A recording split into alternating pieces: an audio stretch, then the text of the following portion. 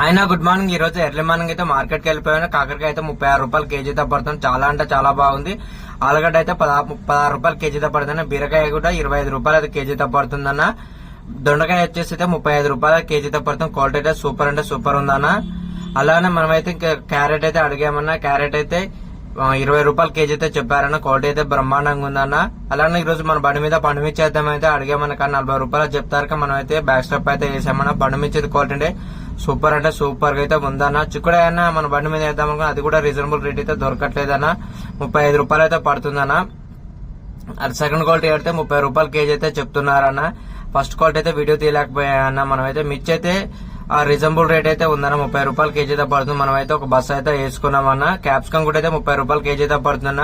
టమాటా అయితే అదే 8 రూపాయలు కేజీ అయితే ఉందన్న. చాలా అంటే చాలా టమాటా మార్కెట్ లో ఉండగా రేట్ అయితే డౌన్ అయితే కావట్లేదు. సొరకాయ అయితే 10 రూపాయల కేజీ అయితే కాయ అయితే దొరుకుతుందని చాలా అంటే చాలా దుక్కులు అయితే ఉందన్న. ఈ రోజు మనం మన బండిలో అయితే ఇది క్యాబేజ్ అయితే వేసామన్న. కేజీ అయితే 10 రూపాయలు చేసి అయితే వేసాము. మనం అయితే ఒక 50 కిలో బస్సు అయితే వేసుకున్నామన్న. ఇక మొత్తం అయితే సరుకు అయితే తీసుకొని ఈ రోజు అయితే బండ్లు కూడా అయితే బండి అయితే పెట్టేసాను. మన వీడియో నచ్చినైతే లైక్ చేయండి, షేర్ చేయండి. కొత్త వాళ్ళు తప్పకుండా సబ్స్క్రైబ్ చేయండి. ఈ విధంగా అయితే బండి అయితే సర్దుకున్నాను.